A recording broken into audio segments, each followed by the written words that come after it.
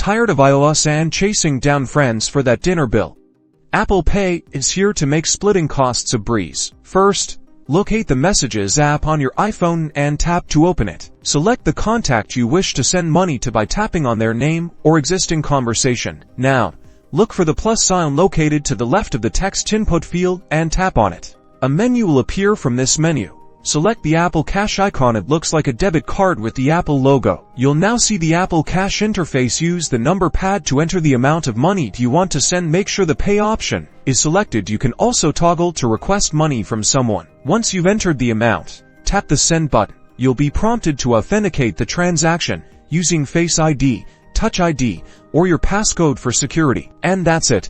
Once authenticated, the money is sent, and you'll see a confirmation message in the conversation thread. The recipient will receive the money in their Apple Cash card. Alternatively, you can also send money through the Wallet app. Open the Wallet app and select your Apple Cash card, then tap the Send or Request Money button.